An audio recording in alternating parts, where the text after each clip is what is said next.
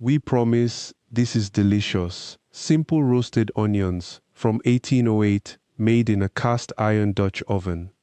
Now, I need to tell you something straight, because what I'm about to show you runs against every cooking instruction you've heard in the last 50 years. There's a reason your grandmother could make an onion taste like an entirely different vegetable than what comes in that plastic container at the store, and it has nothing to do with the recipe itself. It's something about the and the and the temperature in ways that modern cookbooks have completely forgotten. Stay with me, because when we get to the real secret at the end of this video, you'll understand why cast iron became the thing families fought to keep after everything else burned down. If you've got a Dutch oven sitting in your cabinet right now, maybe one that belonged to your mother or your aunt, this video is going to give you permission to use it the way it was actually designed. And if you're watching and you've never cooked anything like this before, I want you to subscribe, because once you see how this works, you're going to want to learn the rest. Drop a comment down below and tell me, do you still have one of those old cast iron pieces in your kitchen? I'm curious how many of you inherited one and never quite knew what to do with it. Wait, this part matters, so give me your full attention for a second. The recipe I'm about to teach you didn't come from the internet. It didn't come from a food blog. It came from a book published before the Industrial Revolution changed what most people thought food should taste like. Maria Eliza Rondell was an English widow in her 60s when she decided to write down everything she'd learned about cooking across a lifetime of running her daughter's households. She never wanted to publish it. The whole point was just to leave a record for her family. But something strange happened. That book, printed in 1806 in London, ended up in farmhouses across America. It went through edition after edition, translation after translation, and somewhere along the way it made its way into Pennsylvania Dutch kitchens, into German farmhouse kitchens, into Scottish cottages, into Irish households. The recipe for roasted onions was simple enough that it fit on a single page with room to spare. 4 lines of instruction. That's it. Here's what kills me about this. We've convinced ourselves that the reason modern food tastes different, flatter, somehow, is because of industrial ingredients. We talk about farmers' markets and heirloom varieties and soil quality. Those things matter, absolutely. But we've completely missed the single largest factor, the food cooks in, and what that vessel does to the heat. A cast iron Dutch oven is not a frying pan. It's not just a heavy pot. It's a device engineered, over centuries, to do something very specific. Hold heat evenly, retain moisture at the exact right pace, and cook in a way that actually caramelizes, the surface of whatever's inside, without drying out the center. You cannot get that result from modern non-stick cookware. You cannot get it from enameled cast iron, either, though plenty of people try. And when manufacturers started coating the inside of Dutch ovens with enamel in the 1920s, something was lost that we've spent 100 years trying to rediscover. The onion recipe from 1808 works because of cast iron. Take that same onion, put it in a modern covered baking dish, and something goes wrong. The steam builds differently. The temperature distributes differently. The Maillard reaction, that's the chemical process that makes food brown and develop flavor, happens at a different rate. The onion comes out pale, or soggy, or both. Cast iron though. Cast iron. What to do with an onion? My name is Jacob Stoltzfus. I was raised in Lancaster County, and I've spent the last 30 years learning what my family forgot to teach me the first time around. Not because my family was careless, they weren't, but because they lived it, and sometimes when you live something every single day, you don't think to explain it to the next generation until it's almost too late. My grandmother could make 4 things that would make you understand why people fought through winter on root vegetables and cast iron cooking. An onion, a potato, a beet, and a turnip. She had maybe 5 recipes total, and one of them was this one. The ingredient list never changed. Sometimes she used goose fat. Sometimes she used butter from the churn. Sometimes, when things were tight, she used the drippings from whatever meat had been roasted the night before. The method never changed. And what I'm going to show you next is not just how to roast an onion. It's how to understand why cast iron became the tool that held families together. Because the onion is only half the story. The onion you choose matters more than people think. Not because of flavor, though that matters too, but because of how it behaves under heat. A yellow onion, stored through winter in a cool root cellar, develops a higher sugar content. That sugar caramelizes. It doesn't just soften, it transforms. The whole vegetable becomes something sweeter, deeper, almost unrecognizable from what you started with. My great-grandmother knew this without measuring anything. She picked onions in late August, braided them by the stem, and hung them in the cellar where the temperature stayed between 45 and 55 degrees. By February, those onions were different. They were ready. You do not need a root cellar. A cool basement corner works. A garage in winter works. What you need is patience and a place where the temperature does not fluctuate wildly. Now comes the part that stops most people. You do not peel this onion. You leave every layer of skin on. That skin does something remarkable under the heat of the oven. It becomes a vessel. It holds the moisture in. It protects the flesh. And when it roasts, it caramelizes on the outside, charring just slightly, while the inside stays creamy and tender. This is something Maria Rundell understood in 1806, and it is something every farm wife between Pennsylvania and Bavaria understood by instinct. The skin is not waste, it is engineering. Before we go further, I need to be clear about something. This recipe works in any oven, but it works better in cast iron. Not because the heat is different, but because cast iron remembers. It has cooked onions before. The seasoning, that dark, slick layer that builds over decades, it carries the memory of every meal cooked in that vessel. There is a scientist who would tell you that is superstition. There is a cook standing in front of a hot oven at 6 in the evening with hungry children waiting. Who would tell you that is experience? The Dutch oven is ideal because it holds heat evenly and returns it patiently.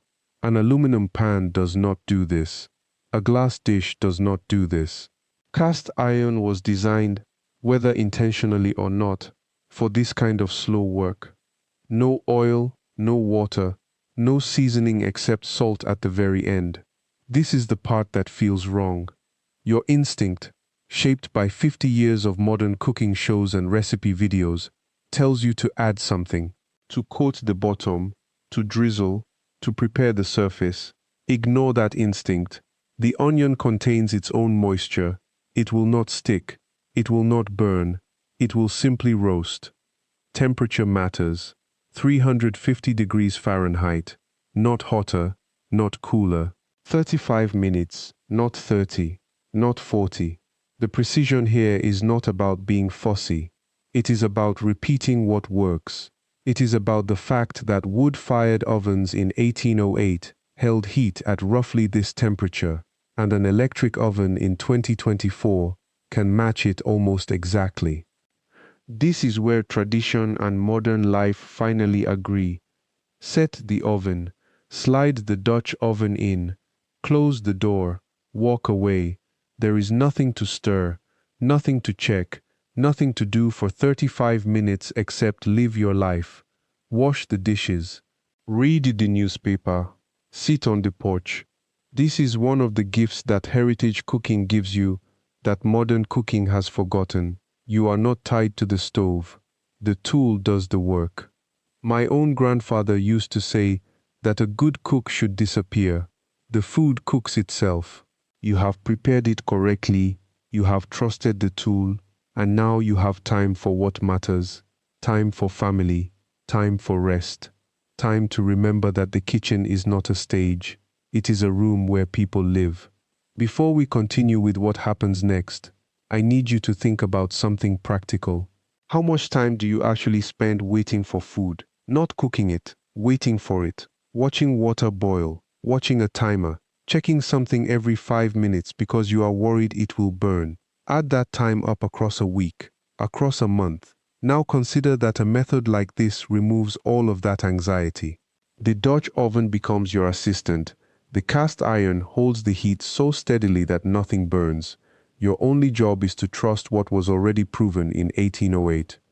35 minutes passes. The timer sounds. You remove the Dutch oven from the oven using, and I will stress this, heavy cloth or proper oven mitts.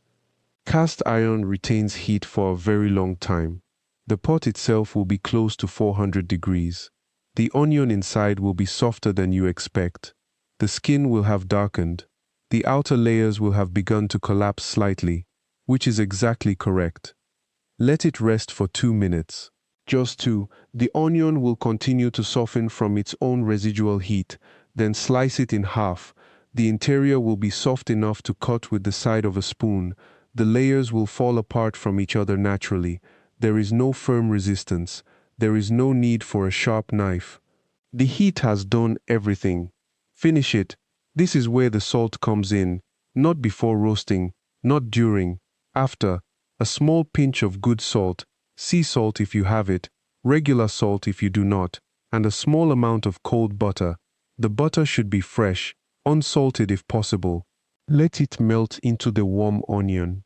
The contrast between the cold butter and the warm onion creates a sauce that is more delicate than anything you can construct by whisking or emulsifying. Serve it in the Dutch oven itself. Do not transfer it to another dish. The cast iron has earned its place at the table. The residual heat keeps the onion warm longer. The iron color provides a contrast to the pale golden onion. And practically speaking, one less dish to wash. That is the entire technique. One onion, one pot, 35 minutes, salt, butter. A cost of roughly 15 cents per onion if you buy decent ones, compared to $4.99 for a plastic tray of the frozen equivalent. Your family saves 95%. More than that, though, you have made something with your hands using tools that might have been in your own family for 50 years. You have participated in a method that English housewives and Pennsylvania farm wives and working families across every tradition have used for 2 centuries. Now I want to address something that comes up every single time I teach this method to someone who has never done it before. The question is always the same, phrased different ways, but the concern underneath is identical. Will the onion really taste good? Will it actually be worth the time and the space in the oven? Or will it just sit there, soft and bland, nothing like the caramelized versions you see in restaurant kitchens? Before we continue forward, I need you to understand something about the difference between what happens in your Dutch oven and what happens when someone puts an onion under a broiler or tosses it in a hot skillet with a tablespoon of oil. Those methods char the outside. They brown it fast. They create a bitter, almost burnt exterior that people mistake for flavor. What we are doing here is the opposite. We are not chasing browning. We are not hunting caramelization. What we are creating is sweetness through gentle, prolonged heat. The cell walls in the onion break down slowly. The natural sugars migrate outward from the center. The skin protects all of this. It acts like a wrapper, keeping the moisture inside, preventing the onion from collapsing into mush. After 35 minutes, you crack that skin open, and what you find is almost creamy. The texture is like warm butter. The flavor is sweet without being cloying. There is no bitterness. There is no burnt taste. Maria Eliza Rundell did not use the word sweet in her recipe. She did not use the word delicate or tender. She simply said, "They eat well alone with salt only." That is what you discover when you taste it. An onion that needs nothing but salt to be complete, and if you add butter, you are not improving it. You are simply adding richness to something that is already rich enough on its own. This is something people who grew up eating food from a Dutch oven understand without having to be told. The flavor is different, the texture is different, and that difference is not accident. It is chemistry. It is the specific way that metal conducts heat when you are not rushing. The cast iron, or the enameled Dutch oven if you are using one, distributes heat evenly across the bottom and sides. There are no hot spots, there is no direct flame. The oven itself is filled with ambient heat from all directions. The onion cooks the same way it would have in a brick oven in 1808, the same way it cooks in a modern electric oven today. The result is the same because the heat is the same. Your grandmother knew this. If she had a Dutch oven, if she had a cast iron skillet, she knew that certain things just tasted better when you used those tools. She did not have the language to explain convection or radiant heat or thermal mass. She just knew. She had tasted the difference enough times to trust it. I have had people bring me onions they roasted at home after learning this method. They bring them to my kitchen still warm, sometimes cold, sometimes sliced and put in a jar. They want to show me. They want to confirm that what happened in their oven at home was real. And every single time, it is. Every single time, the onion is exactly as good as it should be. Sweet, tender, unchanged in flavor by the cooking, but transformed in texture. The technique scales perfectly. 1 onion feeds 1 person as a side. 3 onions feed a family of 4. 6 onions in a larger Dutch oven feed 12. You adjust nothing except the quantity. The heat stays the same. The time stays the same. The result is always consistent because you are not relying on instinct or experience to know when it is done. You are relying on time and temperature, which never lie. This is what Mrs. Rondell understood when she wrote her cookbook for her daughters. Recipes were not meant to be variables. They were meant to be reliable. You follow them the same way the next time, and the next time, and the third time, and you always get the same result. That consistency, that reliability, that is what made her cookbook sell 500,000 copies. Women were not buying it for inspiration. They were buying it because it worked. Your Dutch oven, your cast iron, these are the same tools that made those recipes work. And they are sitting in your kitchen right now, ready to do the same thing. This is the secret I promised you at the beginning of this video. It is not about the onion at all. It is about trust. When you walk past that grocery store freezer case, you are paying $4.99 or $8.99 or $1.02.99 because you have learned over decades not to trust yourself in the kitchen. Somewhere between the non-stick pan and the convenience food industry, home cooks were told that cooking requires constant attention, that things will burn, that only a professional or a machine can get it right. So you buy the plastic tray instead. You pay the markup because you believe you cannot do it yourself. That belief is wrong. Your Dutch oven or your cast iron skillet knows something modern cookware does not. It knows how to hold heat steadily. It knows how to distribute it evenly. It does not demand your constant supervision because it was designed before anyone invented the marketing idea that cooking had to be difficult or scary. Your grandmother did not hover over her stove watching an onion. She put it in the oven, set the timer, and went to her other work. When the timer rang, the onion was done. Done every single time. This is what separates a tool that lasts 200 years from a tool that lasts 2 years. The old tools were built for reliability. They were built so that a tired farmer's wife could feed her family without anxiety.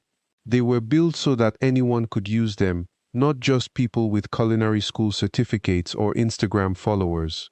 When you use your Dutch oven or cast iron to roast that onion, the way Mrs. Rondell described it, the way your ancestors actually cooked it, you are not performing for anyone.